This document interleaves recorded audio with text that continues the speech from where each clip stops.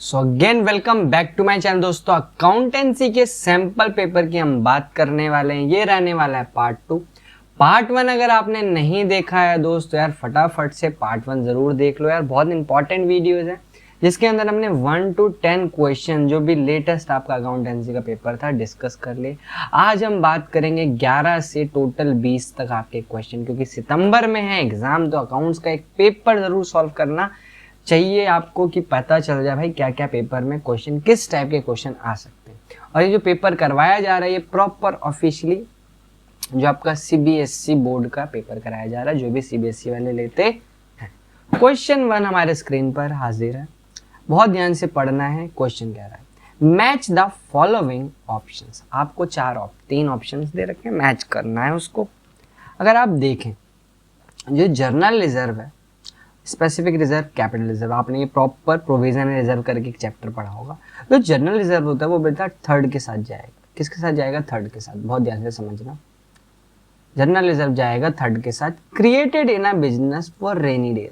Rainy days का मतलब क्या है? नॉर्मली जो जनरल रिजर्व है कोई मतलब वो नहीं है क्या भाई इसी के लिए। रेनी डेज यानी जब भी उनको जरूरत पड़ेगी बिजनेस को पैसे की तो वो इस पैसे को यूज कर लें। स्पेसिफिक रिजर्व जैसे नाम से पता चल रहा है कि भाई ये बी का तो फर्स्ट के साथ जाएगा, reserve are credit for specific purpose. और बचा क्या? सी का आपका सेकंड, यानी क्या बन रहा होगा? ए का थर्ड, बी का फर्स्ट, सी का सेकंड। कौन सा ऑप्शन मैच कर रहा है? क्या ए है? चेक करो, ए का सेकंड है, बट ये तो गलत हो गया, यानी ये रॉन्ग है। सी चेक करो, ए का थर्ड, ठीक है, बी का सेकंड नहीं हो सकता, तो यानी सी ऑप्शन भी नहीं हो सकता। जो करेक्ट आंसर हो जाएगा वो ऑप्शन बी हो जाएगा, लॉक कर देंगे।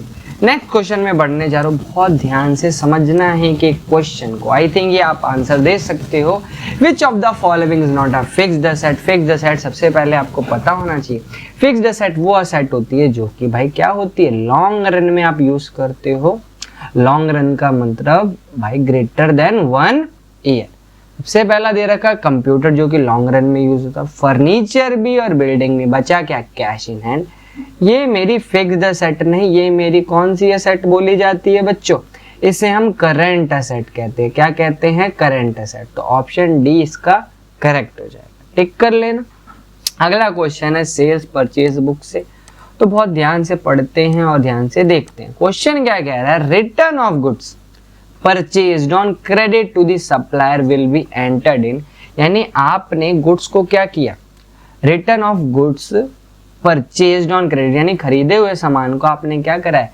रिटर्न करा है। तो इट मींस परचेज रिटर्न हुआ ना, क्योंकि सामान को खरीदा और आपने रिटर्न किया। ध्यान रखना, कंफ्यूज हो जाता है बच्चा, कंफ्यूज नहीं होना, यानी ऑप्शन डी टिक कर लेना। 14 क्वेश्चन आपके स्क्रीन पर है, इसको बहुत ध्यान से समझना है। क्या कह रहा है? When goods are return to supplier asset and dash are dash by the same amount. यानी मान लो कि जो गुड्स थे, ठीक है, उसको मैंने किसी सप्लायर को रिटर्न किया। क्या किया? सप्लायर को रिटर्न किया। अब क्या इफेक्ट पड़ा होगा अगर मैंने सामान को क्या किया? रिटर्न किया। When goods are return to supplier asset and, दूसरा क्या? जो आपका देखो सप्लायर, जो मेरे पास सामान था ये मेरा असेट होगा, ये क्या होगा? असेट होगा। अब यहाँ पर नाम मेंशन है, इसका मतलब भाई मैं क्रेडिट पे खरीद रहा हूँ उसको। क्या कर रहा हूँ? क्रेडिट पे। अब ये अगर मैं क्रेडिट पे खरीद रहा हूँ इट मीन्स ये मेरी लायबिलिटी होगी, जो दोनों ही क्या हो जाएंगी? रिड्यूस हो जाएंगी। ना तो मेरे पास सामान आएगा ना तो मेरे पास लायबिलिटी को क्रिएट होगी, तो यहाँ पर लायबिलिटी आ जाएगा और क्या हो रहा होगा? डिक्रीज। यानी भाई ऑप्शन सी, मेरी लायबिलिटी क्या हो रही होगी? डिक्रीज हो रही होगी और असेट। सिंपल। इसको आपको प्रॉपर बिजनेस की तरफ से सोचना है, तब आप समझ पाओगे इसका करेक्ट आंसर। अब ये क्वेश्चन नंबर 15 देखते हैं। Which of the following is not a fixed asset. इनमें से कौन सी फिक्स्ड एसेट नहीं है? तो एक ही आपको दिख रही होगी भाई, पहला देख पा रहे हो, यानी सी ओनली सी क्या है? फिक्स्ड एसेट नहीं हो सकती। Balance with the bank, basically cash की तरह ये बात कर रहे हैं। अब बढ़ने जा रहे हैं 16 क्वेश्चन में। अभी तक मैंने आपको टोटल भाई 11 से 15 करा दिया, यानी 5 क्वेश्चन। तो बढ़ते हैं 16 क्वेश्चन की तरफ। जीएसटी का क्वेश्चन है। क्या कह रहा है? बहुत ध्यान से समझते हैं। गुड्स सोल्ड करा आपने बेटा 25,000 कैश में, प्लस 12% IGST। सामान अगर आपने बेचा तो बैंक में कैश आया होगा तो कैश अकाउंट डेबिट हुआ होगा, ठीक है। टू क्या करिए हमने, सेल।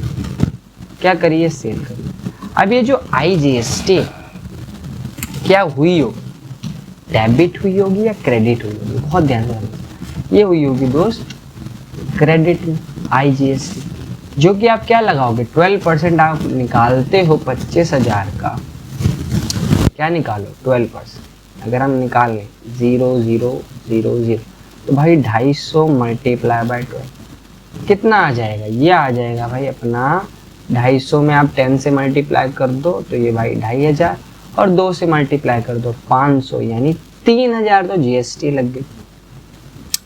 सेल तो मेरा 25,000 से तो जाएगा, सेल में कोई इफेक्ट नहीं हो, टोटल आ जाएगा 28,000 कैश। तो करेक्ट आंसर हो जाएगा ऑप्शन सी। भाई पूछ रहे sale will be credit by, कितने से क्रेडिट होगी, वो तो 25 से ही होगी, उसमें थोड़ी GST आप काउंट करोगे, पैसा आ रहा होगा आपके पास, बहुत सिंपल। 17 क्वेश्चन आपके स्क्रीन पर हाजिर है दोस्त, बहुत ध्यान से पढ़ेंगे। आंसर पता है तो जरूर कमेंट करके बता सकते हो भाई, रोका नहीं है किसी ने।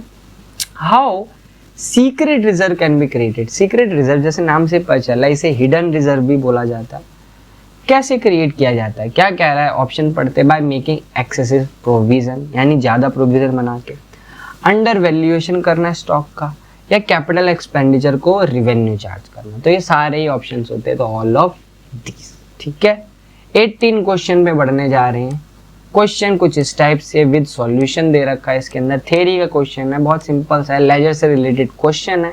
18 यहाँ पर लेजर से रिलेटेड क्वेश्चन दिया गया है, बहुत सिंपल सा कंसेप्ट पूछा गया, what is debit and credit balance.